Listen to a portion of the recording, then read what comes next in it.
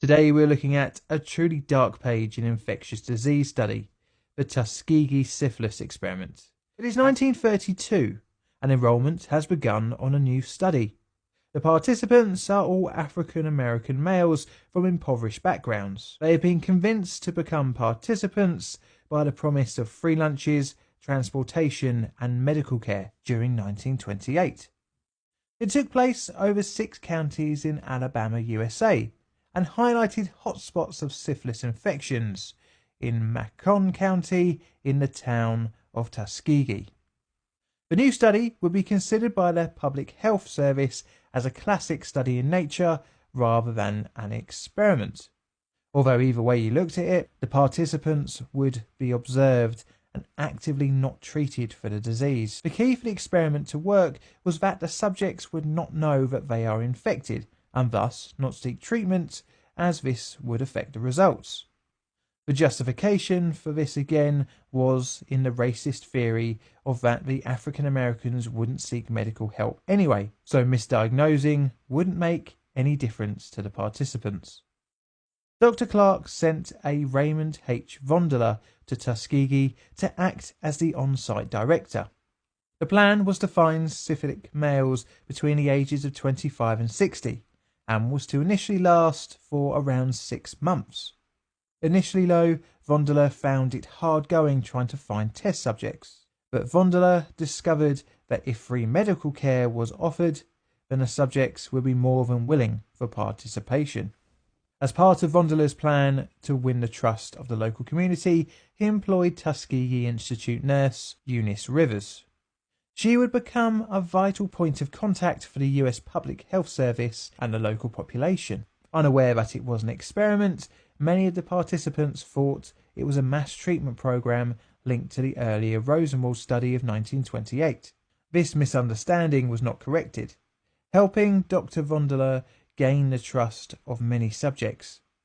In total, around 4,000 men were lured in to be screened for tertiary syphilis, resulting in 399 positive test subjects being convinced to take part in the study. All involved were told that they had bad blood, a local colloquialism for a multitude of conditions and common ailments. Eventually subjects were found, and in order to be entered into the study, a comprehensive examination had to take place, culminating in a spinal tap biopsy to find if any of the subjects had neurosyphilis. This was dressed up as a form of treatment for the subject's bad blood. The reason for the spinal puncture being last was twofold.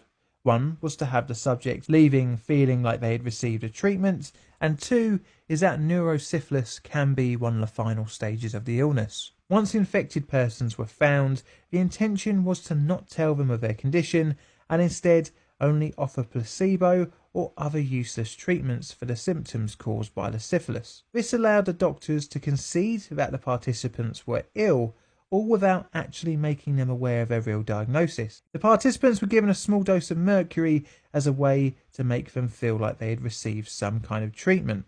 Clark and Vondeler, now looking at the long term, wanted to see what would happen over a 5 to 10 year period, but this would eventually last for over 40 years. But this came with a problem. You see, the only need for the subjects was for a few blood tests every few years, but ultimately it would be their bodies post-death that would provide the most scientific value. The issue being, how do you convince someone to donate their body after death to you if you are the one that is meant to be treating them? To offer an incentive for continued participation and eventual access to their body, a $50 stipend was offered for their burial costs, and yearly cash payments of $25 were made for any man who stayed in the study. And this continued participation was where nurse Eunice came to be very handy. Because she was made the middleman, she kept in regular contact with the participants and administered fake treatment tonics, as well as arranged for transport to the Tuskegee Institute when too ill to travel. At the time, syphilis was incurable, but as the 1930s drew to a close, the study would take a darker turn from withholding information and effective symptom treatment to actively withholding cure. But before this, I think we need to have a quick look at the disease itself and what it does to the human body. Syphilis is a sexually transmitted infection caused by the bacterium Treponema pallidum subspecies pallidum. The disease presents itself in 4 stages. Between 2 and 6 weeks after exposure, via sexual contact with an infected person, a lesion is formed called a chancre. Usually this occurs on a person's genitals, but can appear on any part of the body that has come into contact with another chancre. After a few weeks, if left untreated, the chancre will disappear on its own, and this is known as the primary stage. The next secondary stage comes along around 4 to 6 weeks after the first signs of symptoms, and this part of the progression of the disease shows itself in many different ways, but most commonly manifests itself in rashes on any part of the body, and other symptoms include fever, sore throat, malaise, weight loss, hair loss, and headache. These acute symptoms usually resolve after 3 to 6 weeks, leading to the next stage. Latent syphilis develops after secondary syphilis, and it is itself divided into early latent and late latent stages. This stage develops 2 years after exposure. The infected person can then, after a number of years, develop into the 4th and final period of the disease, and that is tertiary stage. The final stage can occur between 3 and 15 years post initial exposure, and can manifest itself in one of several ways. Gummatous syphilis, which is benign tumours that can appear on the body, which can lead to physical disfigurement. Cardiovascular syphilis, which can cause heart problems. Neurosyphilis, which is an infection involving the central nervous system and can result in dementia, mania, psychosis, depression, and even brain damage. And finally, meningovascular syphilis, which involves inflammation of the small and medium arteries of the central nervous system.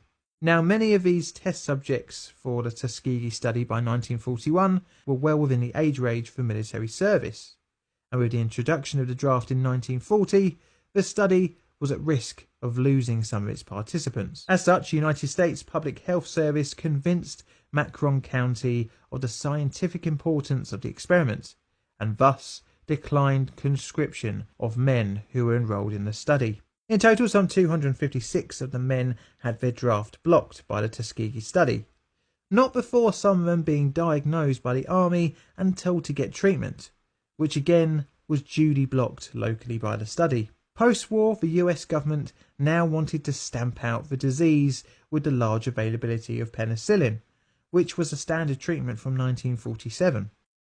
Many of the men had now sought out treatment outside of the study.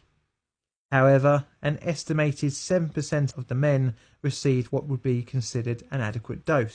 The 1950s rolled into the 1960s, and Nurse Eunice continued visiting the men, medicating them with useless tonics. But the end was on the horizon.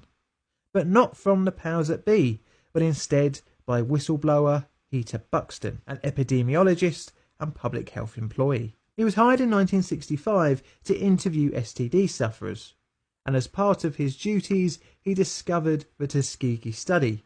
Disgusted by this, in 1966 he made an official protest to his superiors, only to be instantly shut down. Again, he opposed the study in 1968, and again he was shut down. With no options left, in 1972 Buxton leaked information to June Heller. This led to publication, first appearing in the Washington Star. The public outrage forced the Public Health Service to form an ad hoc advisory panel comprising 9 members, 5 of whom were African American. The panel focused on 2 main issues: penicillin therapy and informed consent, both of which were not present in the study, and very rightly they concluded the Tuskegee syphilis experiment was ethically unjustified. Thus the study was officially ended in 1973. However, only 74 of the original participants had survived the experiment. Of the original 399 test subjects, 28 had died of syphilis, 100 died of related complications, and 40 of their wives had been infected, with 19 of their children born with congenital syphilis. Needless to say, this was a disgusting result, and this is only an estimate, as many other infections could have been spread within the community.